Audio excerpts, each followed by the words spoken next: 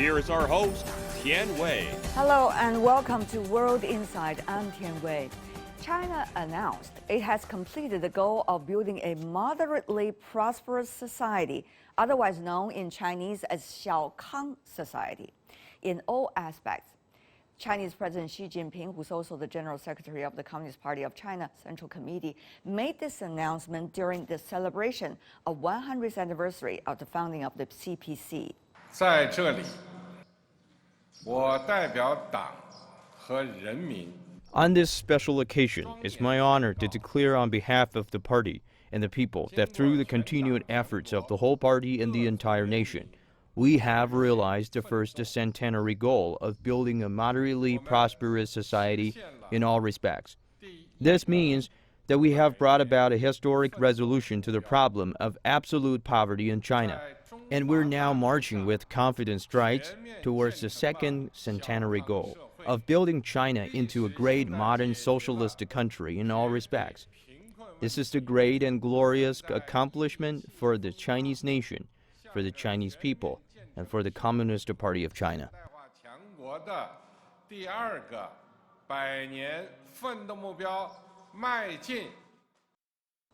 Despite disruptions from the COVID-19 outbreak in 2020, China's GDP exceeded 14 trillion US dollars. The country has developed the world's largest social security system and boasts the world's biggest middle-income group. In a historic feat, China has eliminated extreme poverty or absolute poverty. So, what does it mean to achieve a Xiaokang society, especially in a country of 1.4 billion? And where should China go with the second centenary goal of building China into, quote, a great modern socialist country in all aspects, end of quote? Let's loop in our panelists.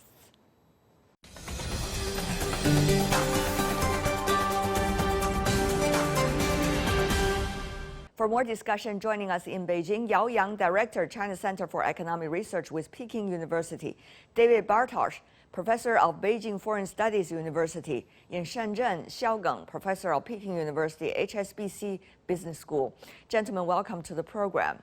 The reason we are inviting a panel that are all residing and working now in Beijing is because this is very much a China related to the world topic. Professor Yao, as an economist, what does it really mean, a moderately prosperous society? Explain to us. Well, I think it means a lot for the world. China accounts for 70% of the world population. If China can reach a well-off level of living standards, that's a big achievement for humankind, right? So we have eradicated extreme poverty in the last 40 years, and now we are aiming at moving China to a new level in 30 years. China probably is going to become a rich country by today's standards. That's going to be another great achievement for the whole humankind. Right. Professor Xiao, tell me in economic terms, what does it really mean? According to the official explanation, that the GDP in 2020 has to double that of 2010. So this is what we are talking about, a moderately prosperous society, mainly from the economic perspective? I think according to the World Bank, if a country's GDP per capita reaches around 12,000 US dollar, then it's actually close to high income economy. So China is around like 10,000 US dollar right now. So it's very close to enter the low end of the high income economy. So in that sense, the moderate prosperous society is actually close to high income society, but not yet.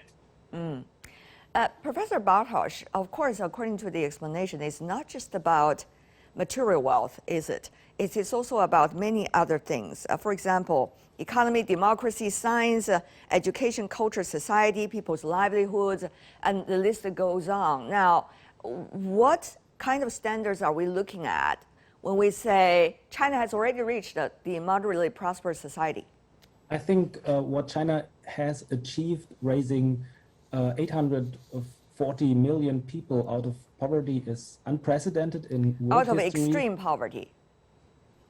Yes, and I think it is a very important step for us to move on towards the overall goal of long-term sustainability. So what we have to achieve on this planet as a humanity as a whole is long-term sustainability. And of course, be able to do that, we have to raise as many people as possible out of poverty first to create a stable basis, also to create new approaches, social approaches, and also approaches with regard to technology. We see that urbanization is developing. We develop smart cities, cognitive cities, and we have to develop actually a very wise approach, also boost the level of cultural proficiency of people. So to enable as many people as possible to participate in humanistic self-cultivation, collectively, but also individually, to enable as many people as possible to tackle on our future problems. Therefore, it comes to the question, how to prioritize, where to start with. That is the most important thing. Professor Yao. Well, certainly, as you said, there is a long list, but central to it is still how to continuously raise people's living standards. So income distribution in China is not desirable. Particularly, we have to spend more efforts on the lower ends of income distribution. That's why to continuously develop the countryside is very critical for China's next step. Second, I think China has to take a more international responsibility. China has launched to fighting climate change. One is to peak China's carbon emission in 10 years. Another one to realize net zero in 2060.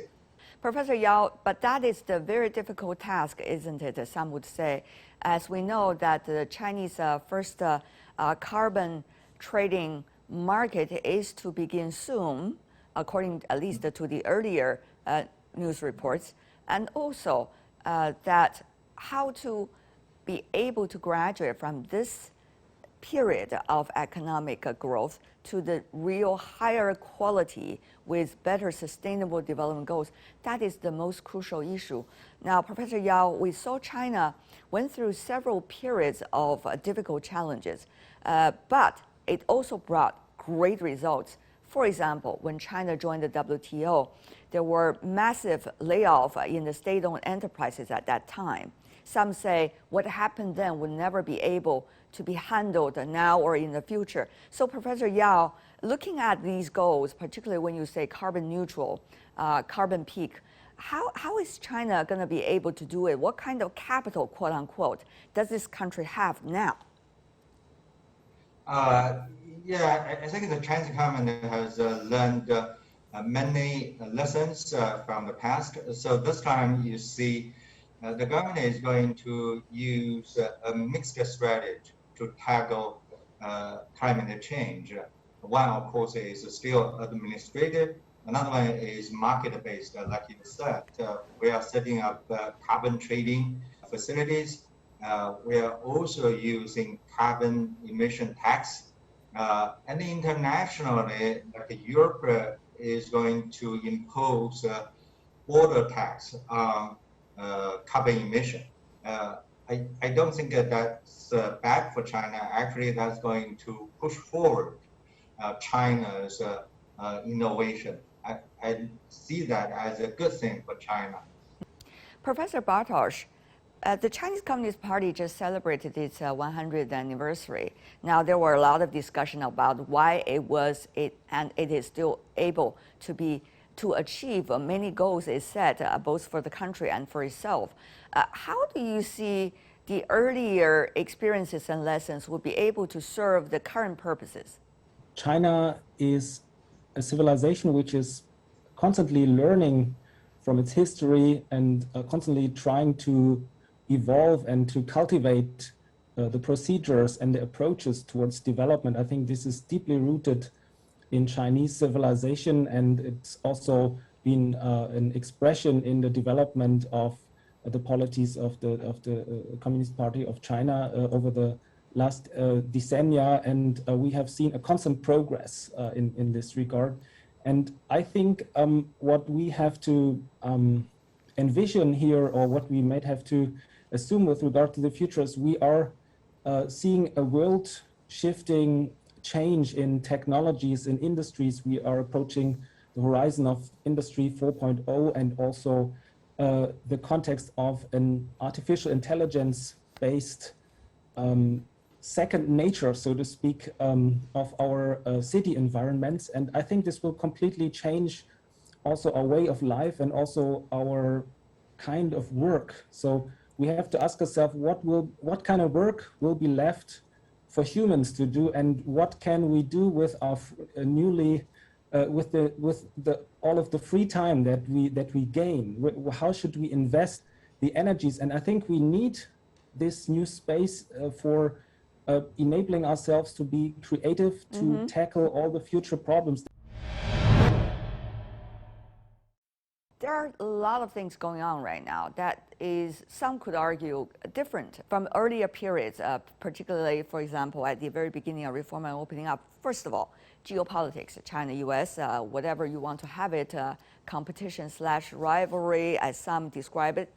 Then there's also the issue of the pandemic. It is still in front of all of us. Third, we're also seeing China its economy in transition. Now, we have never been able to test it, but we are trying to be able to experiment. So, Professor Xiao, you know what I'm talking about. There's a whole bunch of unprecedented situations facing China today. So, Professor Xiao, what can China rely on? China did very successfully in the past in terms of basic needs and also industrialization, urbanization. You know, we solved the problem of clothing, food, housing, travel, and also education and jobs. But what we are facing now is really what I call global and national security, and also the happiness for the people. So these are really serious challenges.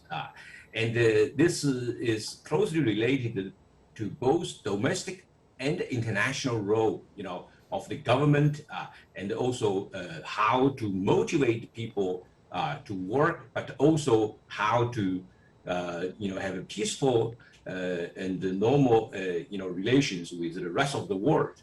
So that's why I think the past experience in China, I think the key is that both the government and the market played a very, very important role, you know, in the last years. So I think that's the key.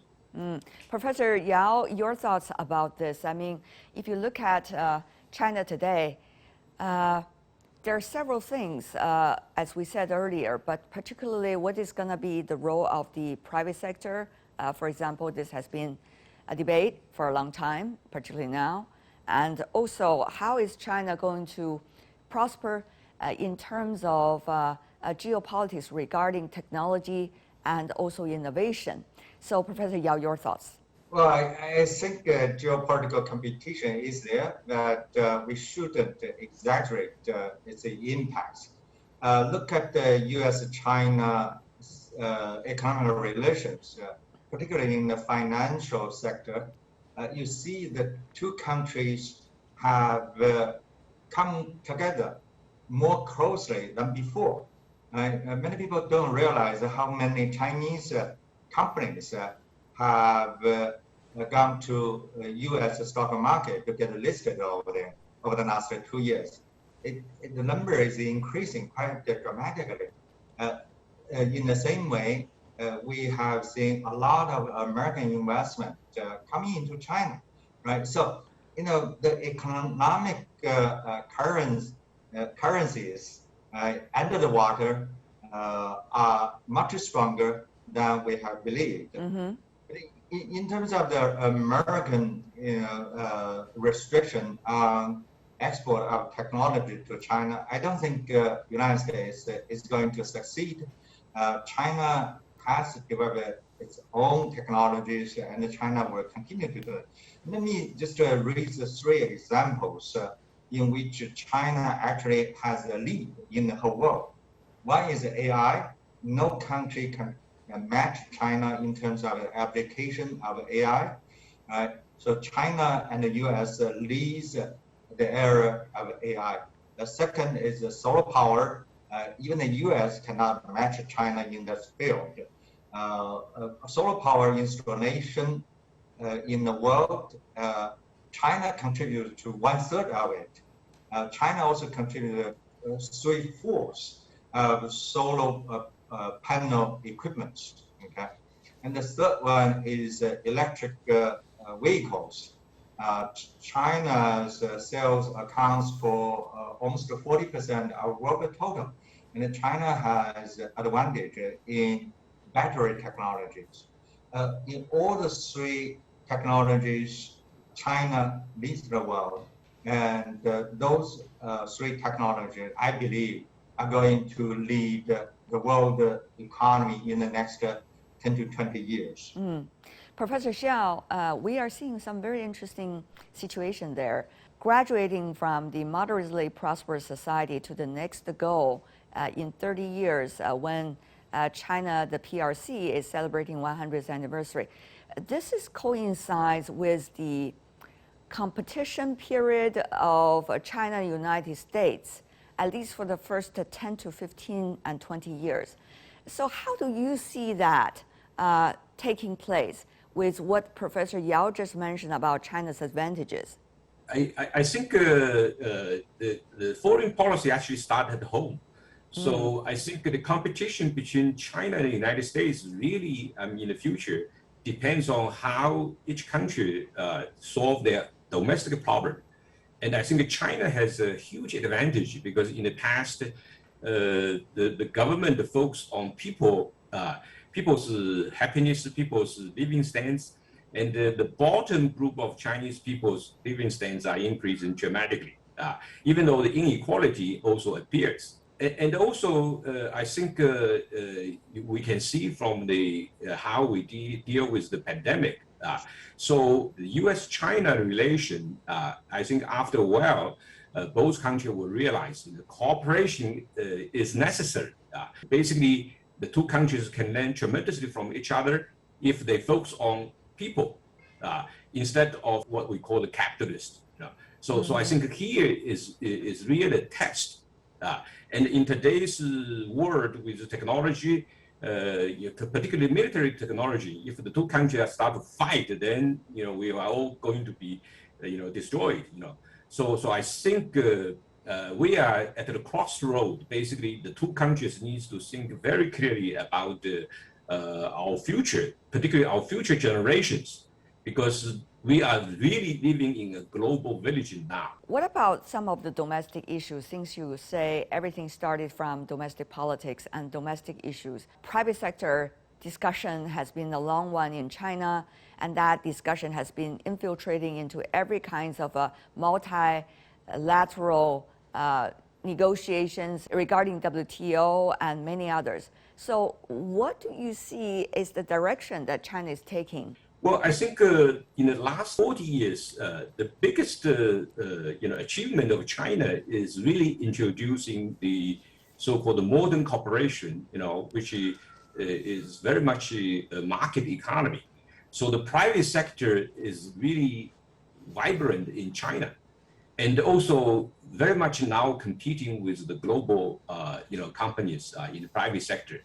So I think the trend is that the global supply chain, all those market mechanisms is going to be in China and basically doing very well, with the international market. What the difference is, the role of the government and also the state-owned enterprise, that I think will have a lot of change. Basically, public infrastructure and the climate change and also public health, those are the areas, state-owned enterprise can play the role together with the private sector. I think this is the area all the other countries, the whole world needs to focus on in the future. It will, be necessary. Professor Yao, same question. I don't think there is a policy change in China toward the private economies. But in terms of WTO reform, I think China can adopt something like the European practice, that is to adopt so-called competition neutrality. Means when the government gives out order, it doesn't care whether the company is state-owned or privately owned. Last round, before we go, very briefly from every one of you, what do you see as the biggest task in front of us from China in terms of graduating from the moderately prosperous society to the next stage? Professor Yao, one sentence. Well, I think the current biggest challenge is to peak carbon emission in 10 years. That's a daunting task. Professor Bartsch. I think we all have to learn that sharing means gaining. That's very important. We have to, especially outside of China, I think in Chinese civilization, it's already very well understood that we have to share the work, but we also have to share the outcome. This is very natural common sense in China, but unluckily not everywhere. And I think we have to work on the integration in this regard of the biosphere, the noosphere, the sphere of mind, the technosphere, the geosphere, and the atmosphere. And we have to do that together. We have to share this work, and we have to be confident that sharing the work will also lead to sharing the outcome justly. The key Professor Xiao. Well, I think the key is to focus on the people's happiness, and both the private sector, the market, and the government, the SOEs, they all need to focus on the people's happiness. Thank you so much for every one of you for providing us with a lot of food for thoughts. Yao Yang, David Bartsch, Xiaokang, really appreciate it. Thank you.